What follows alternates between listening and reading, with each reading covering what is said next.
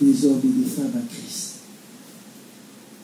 Ce n'est pas réservé à une certaine couche de la société ou à un certain nombre de personnes élues dans un mouvement quel qu'il soit. Non. C'est dédié à tous, à toutes, sans exception. Vous êtes tous et toutes appelés à devenir des pêcheurs d'hommes. Je tiens à vous le dire. Et c'est important.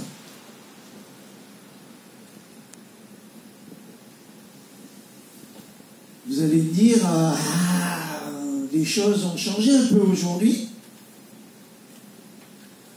On ne se retrouve plus comme avant. On ne fait plus comme avant.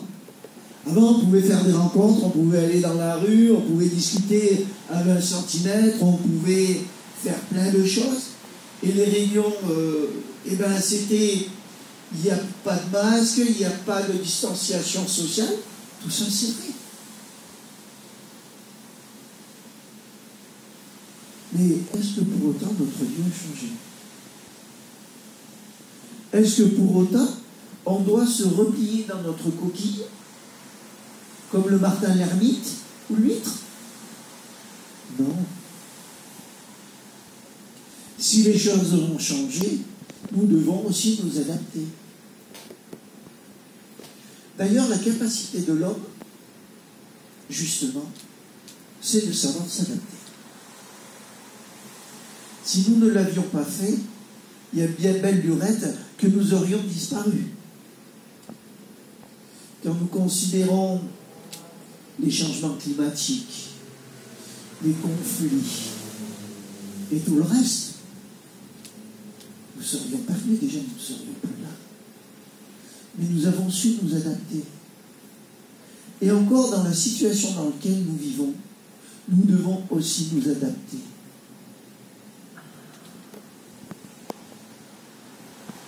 Et c'est une chose importante.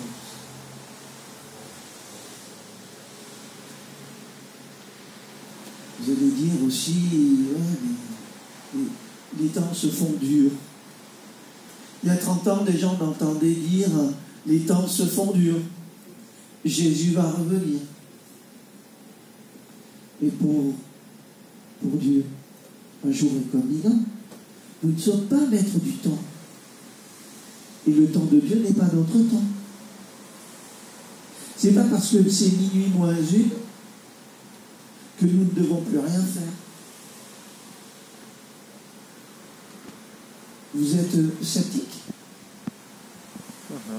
Un exemple. Matthieu 20, 1 à 10. La parole, on va en manger. Et c'est une très bonne nourriture. C'est celle qui nourrit nos âmes.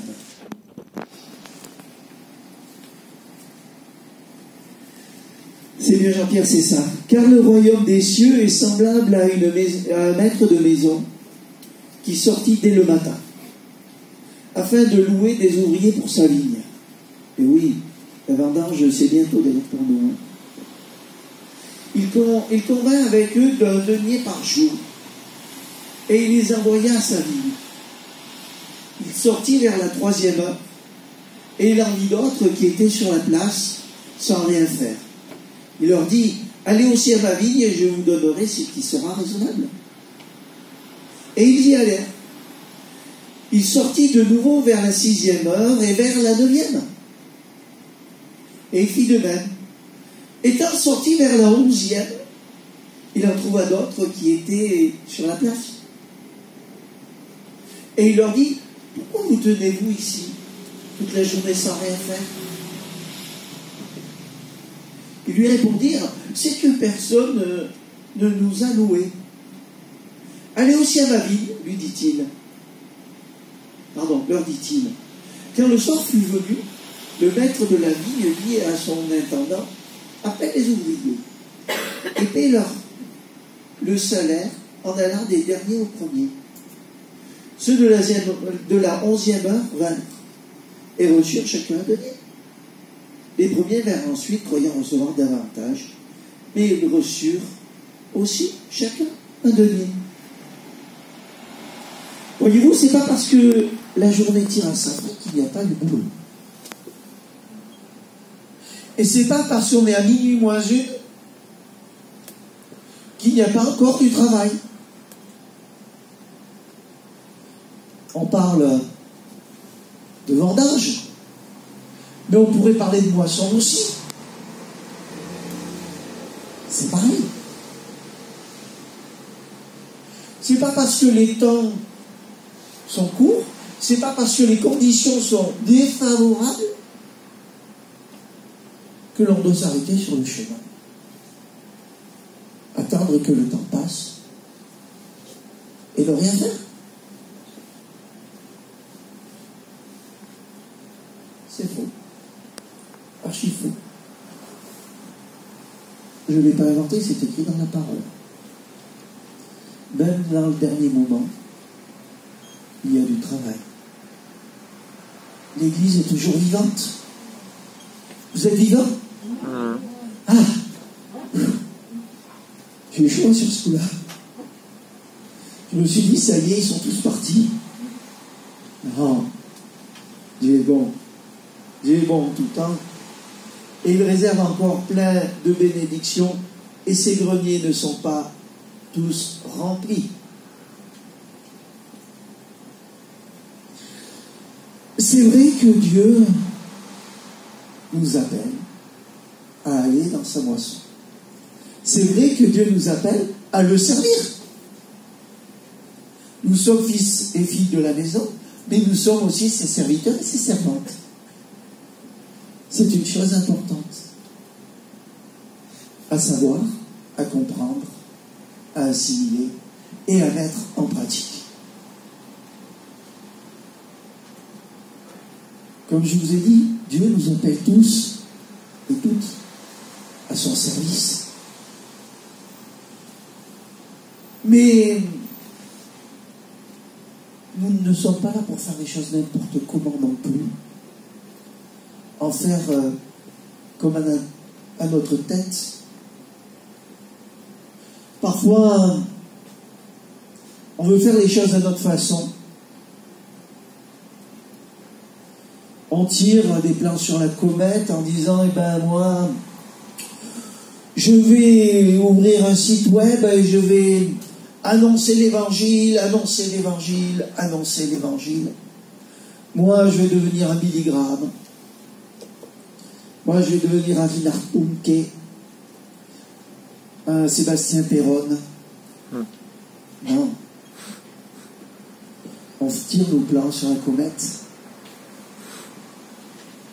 Mais si je m'appelle Nathanaël, je m'appelle Nathanaël. Si je m'appelle Joël, je m'appelle Joël. Et si je m'appelle Pedro, je m'appelle Pedro. Et oui. Mais dans tous les cas, ce qui est important, c'est de faire ce que Dieu nous demande. Et de le faire de la bonne façon, à sa manière, et pas à la nôtre. Parce que parfois, on s'aperçoit que c'est préjudiciable, fortement préjudiciable. Et parfois même, ça nous renvoie à la case départ. On va prendre deux exemples là. Deux personnages que nous connaissons tous très bien. Un qui s'appelle Moïse. Quel personnage! On va lire, pas tout, sinon ça serait trop loin, à 12h30 on y est peut-être encore. On va aller dans le livre d'Exode, on va lire Exode 2, de 11 à 14, et de 13, 7 à 10. Ça vous va? On est parti. En ce temps-là, Moïse, devenu grand, se rendit vers ses frères et fut témoin de leurs pénibles travaux. Il vit un Égyptien qui frappait un Hébreu d'entre ses frères. Il regarda de côté et d'autre, Et voyant qu'il n'y avait personne, il tua l'Égyptien et le cacha dans le sable. Il sortit le jour suivant, et voici, 2 Hébreux se querellaient. Il dit à celui qui avait tort, « Pourquoi frappes-tu ton prochain ?» Et cet homme répondit, « Qui t'a établi chef et juge sur nous? Penses-tu me tuer comme tu as tué l'Égyptien ?»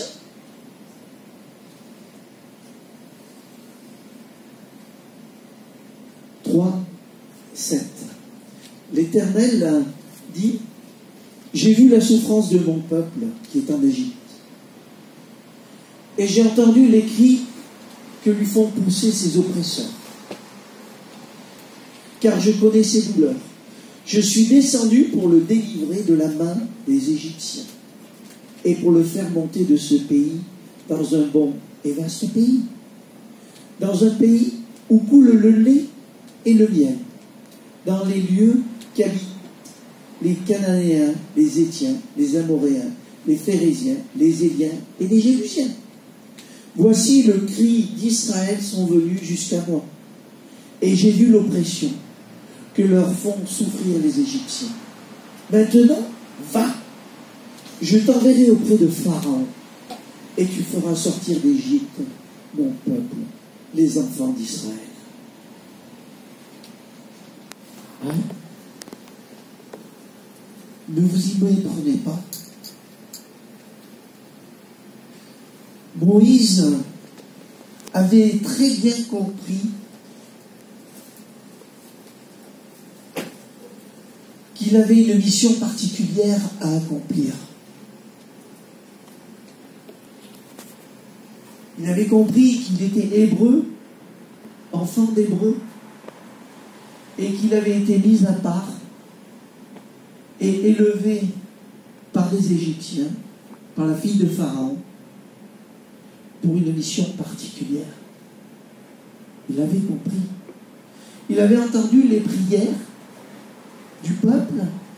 Il avait entendu ce qui était dit, parce qu'ils attendaient déjà un libérateur. Et il avait compris qu'il était un élément important dans cette mission-là. Il avait compris. Simplement, Moïse a voulu le faire à sa façon. Il a dit, ça y est, je prends les choses en main et j'attaque. Il a commencé à tuer un Égyptien. Et puis, il s'est aperçu que c'était pas si simple que ça, et il a fallu fuir. Il est reparti 40 ans à l'école, dans le désert, à l'école de Dieu. Et c'est là où Dieu a pris le temps de le forger, de le former, de le préparer à accomplir la mission qui lui était réservée. C'est à ce moment-là que Dieu l'a appelé au travers du buisson ardent et lui a dit, maintenant tu vas faire le travail pour lequel tu as été appelé. Avant c'était trop tôt, c'était pas la bonne façon. Maintenant c'est le bon moment. Maintenant il faut y aller. Il y a un peuple qui est en souffrance. Il y a un peuple qui attend son libérateur. Tu es celui que j'ai choisi. Et Moïse est parti. Pas parti et la fleur au fusil. Il n'était pas à l'aise dans les baskets, je vous promets. Il avait réalisé la grandeur et la responsabilité de la tâche. Mais il est parti et il a fait. Ce qu'il a voulu faire étant jeune n'était pas la bonne façon. Et il est passé par l'école de Dieu. Et ce jour-là, il était en mesure d'accomplir ce que Dieu lui demandait. Il était passé à la bonne école, à la forge. Il était donc en mesure de faire ce que Dieu voulait qu'il fasse. Et de sa façon, à lui, pas à la mode Moïse. Un autre personnage